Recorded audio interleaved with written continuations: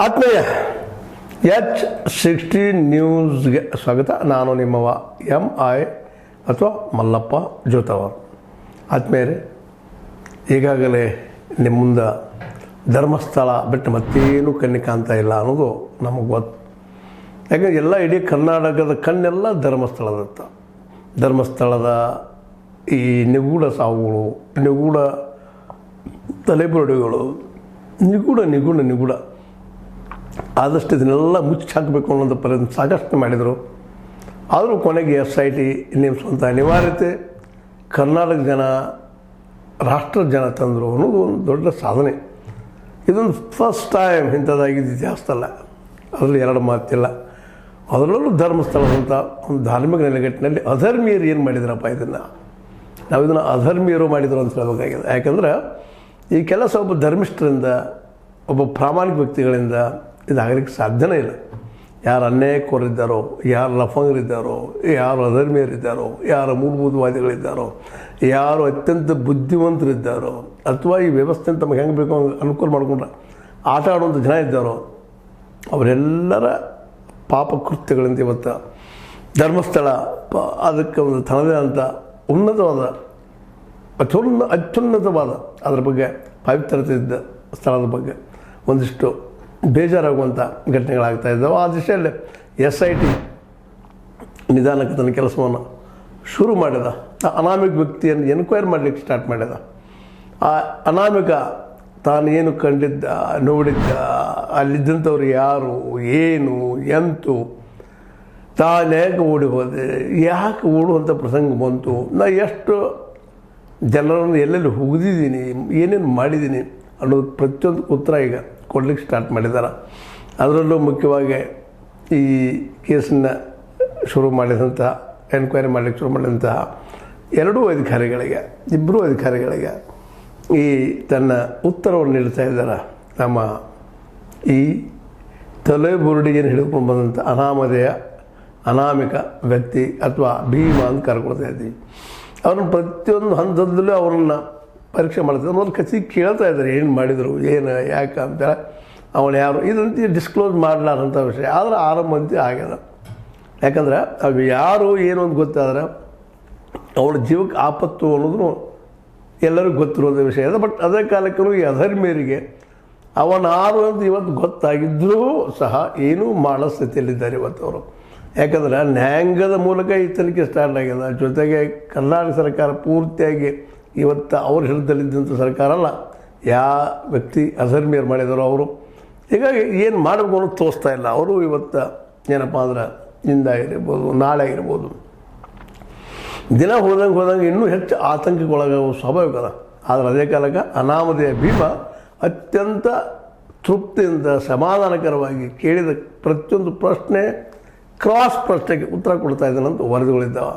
ಆದರೆ ಇಲ್ಲಿವರೆಗೆ ಅವನು ಯಾರು, ಏನು, ಜಿಲ್ಲೆಯವನು ಗೊತ್ತಿಲ್ಲ. ಬಟ್ ಅಲ್ಲಿ ಕೆಲಸ ಮಾಡುತ್ತಿದ್ದಂತಹ ಕಳೆದ 2010ರಿಂದ ಇಲ್ಲಿವರೆಗೆ ಅಂದ್ರೆ 96-98ರವರೆಗೆ ಅಲ್ಲಿದ್ದ ಅನ್ನುವಂಥ ಮಾತುಗಳು ಕೇಳಿ ಬರ್ತಾ ಇದ್ದಾವೆ. ಅಲ್ಲಿ ಏನೇನು ನಡೆದು, ಏನು ಘಟನೆಗಳಾದವು ಅನ್ನೋದ್ರ ಬಗ್ಗೆ ಸ್ಪಷ್ಟವಾಗಿ ಆ ವ್ಯಕ್ತಿ ಹೇಳ್ತಾ ಇದ್ದಾರಂತದ. ಇದನ್ನೆಲ್ಲ ಕೇಳಿದಾಗ ಸಹಜ ಇಂದಿಲ್ಲ ನಾಳೆ ಸತ್ಯಕ್ಕೆ ಜಯ ಇರ್ತದಪ್ಪ ಅಂತೇಳಿ. ಆದರೆ ಅದಕ್ಕೆ ಹೋರಾಡುವಂಥ ಶಕ್ತಿ ಇರಬೇಕಷ್ಟೆ. ಯಾಕಂದರೆ ಎಷ್ಟೋ ಸತ್ಯಗತಿಗಳು ಮುಚ್ಚೋಗಿದೆ ಇವತ್ತು. ಇದು ಮುಚ್ಚಿ ಹೋಗ್ತಿತ್ತೋ ಏನೋ. ಆದರೆ ಈ ಮುಚ್ಚಿ ಹೋಗಲಾರ್ದಂಗೆ ತಡೆದವರು ನಿಮಗೆ ಈಗಾಗಲೇ ಹಲವು ಸಲ ಹೇಳಿದ್ದೀನಿ ಅದನ್ನು. ನಮ್ಮ ಮಹೇಶ್ ತಿಮ್ರೋಡಿ ಅವರು, ರವಿ ಪ್ರಸನ್ನ ಅವರು, ಅವ್ರ ಜೊತೆಗಾರರು, ನಮ್ಮ ಗಿರೀಶ್ ಮಠಣ್ಣವರು, ಅದರಲ್ಲೂ CBI ರಿಪೋರ್ಟ್ ಬಂದಮೇಲೆ ಆ ಸಂತೋಷ್ ಅನ್ನುವಂಥ ವ್ಯಕ್ತಿ ಇದಕ್ಕೆ ಕಾರಣೀಭೂತ ಅಲ್ಲ ಅಂತ ಗೊತ್ತಾದಾಗ ಮತ್ತೊಮ್ಮೆ ಸ್ಟಾರ್ಟ್ ಆಗಿ ಎನ್ಕ್ವೈರಿ ಆಗಲಿ ಸ್ಟಾರ್ಟ್ ಆದಂಥ ಈ ಒಂದು ಮೂಮೆಂಟ ಇವತ್ತು ಈ ಹಂತಕ್ಕೆ ತಂದಿರಿಸಿದಂತ. ಇದು ನಿಜವಾಗಿಯೂ ಅವ್ರಿಗೆ ಸಲ್ಲಬೇಕಾದ ಗೌರವನ ಹೌದಿದು.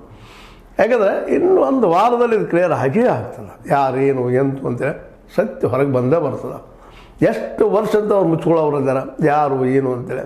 ಯಾಕಂದ್ರೆ ಪ್ರತಿಯೊಂದು ತಲೆಬುರುಡೆ, ಪ್ರತಿಯೊಂದು ಮೂಳೆ, ಪ್ರತಿಯೊಬ್ಬ ವ್ಯಕ್ತಿ ಯಾರನ್ನು ಹೋಗ್ತಿದ್ದವ್ರದ್ದೆಲ್ಲ ಕಥೆಗಳು ಒಂದೊಂದಾಗಿ ಹೊರಬರಲಿಕ್ಕೆ ಹಚ್ಚಿದ್ದಾರೆ. DNA ಪರೀಕ್ಷೆ ಮಾಡೋರಿದ್ದಾರೆ, ಏನು ಎಂಥದ್ದು ಪ್ರತಿಯೊಂದು ತಜ್ಞರು ತಂದು ಪರೀಕ್ಷೆ ಮಾಡಿಸೋರಿದ್ದಾರೆ. ಯಾವಾಗ ಆಯಿತು ಏನು ಆ ಡಾಟಾಗಳು ಸಹಿತ ತೆಗೆಯುವಂಥದ್ದು. ಇದು ಗಂಡು ಹೆಣ್ಣು ಸತ್ತಂಥವ್ರು ಎಷ್ಟು ವಯಸ್ಸನ್ನು ಸಹಿತ ಗೆಸ್ಟ್ ಮಾಡೋಕ್ಕೆ ಸಾಧ್ಯದ. ಅದರಿಂದ ಇವರೇ ಗೊತ್ತಾಗದೇ ಇದ್ದರು. ಅದಕ್ಕೆ ಸಂಬಂಧಿಸಿದಂಥ ವ್ಯಕ್ತಿಗಳು ಈಗಾಗಲೇ ದೂರು ಕೊಟ್ಟಂಥವ್ರು ಯಾರು ತಮ್ಮ ಮಕ್ಕಳನ್ನು ತಮ್ಮ ಹರಿಯಾದ ಮಕ್ಕಳನ್ನ ಕಳೆದುಕೊಂಡಿದ್ದಾರೋ ಅವರೆಲ್ಲ ಈಗಾಗಲೇ ಕಂಪ್ಲೇಂಟ್ ಕೊಟ್ಟಿದ್ದಾವೆ. ಅವೆಲ್ಲ ಕಂಪ್ಲೇಂಟ್ ನೆರಗಟ್ಟಲ್ಲಿ ಅವರ DNA ನೆರಗಟ್ಟಲ್ಲಿ ಈ ಒಂದು ಬುರುಡೆಗಳ ಇನ್ನುಳಿದ ಭಾಗಗಳ ಏನು ಶರೀರಗಳು ಚಿಕ್ಕ ಇದ್ದಾವೆ ಅವುಗಳನ್ನೆಲ್ಲ ಪರೀಕ್ಷೆ ಮಾಡುವಂಥದ್ದು ಈಗ ನಡೆಯುವಂಥ ಎಲ್ಲ ಸಾಧ್ಯತೆಗಳಿದ್ದಾವೆ. ಯಾಕಂದ್ರೆ 1-2 ಆಗಿದ್ರೆ ಹೇಳೋ ಮಾತು ಇರ್ತೀವಿ. ಇವತ್ತು 100 ನಾನು ಹುಗಿದ್ದೀನಿ ಅಂತ ಹೇಳ್ತಾನೆ ಹೇಳುವಂಥ ಪರಿಸ್ಥಿತಿ ಮತ್ತು ಕರೆಕ್ಟಾಗಿ ಹೇಳ್ತಾ ಇದ್ದಾನೆ ಎಲ್ಲೆಲ್ಲ ಏನು ಎಂತು ಅಂತೇಳಿ. ಅದು ಯಾರಿದ್ದರು ತನ್ನ ಜೊತೆಗೆ, ಯಾರ್ಯಾರು ಯಾವ ಸಂದರ್ಭದಲ್ಲಿದ್ದರು, ಏನು ಮಾತಾಡಿದರು, ಏನಿಲ್ಲ ಪ್ರತಿಯೊಂದು ಅದು ಇನ್ನೇ ಡಿಸ್ಕ್ಲೋಸ್ ಆಗ್ತಾಯಿಲ್ಲ. ಕಾಲಷ್ಟ ಸತ್ಯ ಹೊರಗೆ ಬರೋವರೆಗೆ ಅದನ್ನು ಹೊರಗೆ ಹಾಕೋದಕ್ಕೆ ಸಾಧ್ಯ ಇಲ್ಲ ಅನ್ನುವಂಥ ಮಾತು ಅದು ಸತ್ಯನೂ ಅದ. ಯಾಕಂದ್ರೆ ಹೊರಗೆ ಹಾಕಿದ್ರೆ ಅವ್ರ ಎದುರಾಳಿಗಳೇನು ಸುಮ್ಮನೆ ಕೊಡುವಂಥವ್ರಲ್ಲ. ಯಾಕಂದ್ರೆ ಇಂಥ ದೊಡ್ಡ ಭೀಕರ ಸೌಜನ್ಯ ಹತ್ಯೆ ಆಗಿರ್ಬೋದು, ಪದ್ಮಲತಂದ ಅವರಾಗಿರ್ಬೋದು, ಇನ್ನುಳಿದವ್ರದ್ದಾಗಿರ್ಬೋದು, ಅಲ್ಲೇ ನಡೆದಂಥ ಘಟನೆಗಳೆಲ್ಲ ಅವುಗಳು ಇವತ್ತಿನವರೆಗೂ ಹೊರಗೆ ಬರದಂಗೆ ಹಿಡ್ಕೊಂಡು ಮೇಂಟೆನೆನ್ಸ್ ಮಾಡ್ಕೊಂಡು ಬಂದಿದ್ದರು ಅವರು. ಅದೇ ಅವರು ಈಗ ಏನು ಗೆಸ್ಟ್ ಮಾಡ್ತಾಯಿದ್ದಾರೆ ನಮ್ಮ ಈ ಒಂದು ಹೋರಾಟಗಾರರು ಅವರೇ ಇರ್ಬೋದಾ ಅನ್ನುವಂಥ ಪ್ರಶ್ನೆ ಇನ್ನೂ ಪ್ರಶ್ನೆ ಆಗ್ಯದ.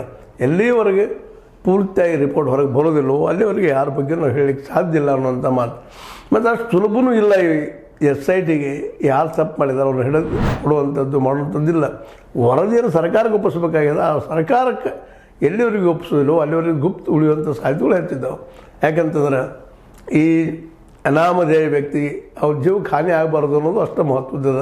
ಮತ್ತು ಈ ಸಂದರ್ಭದಲ್ಲಿ ಅದು ಏನಾದರೂ ಹಾನಿಯಾಗಿ ಮತ್ತೇನೋ ಆಯ್ತಪ್ಪ ಅಂದ್ರೆ ಅದು ನೇರವಾಗಿ ಅವ್ರ ಮೇಲೆ ಹೋಗ್ತಾ ಅನ್ನೋದು ಸಹಿತ ಅಷ್ಟೇ ಸತ್ಯ.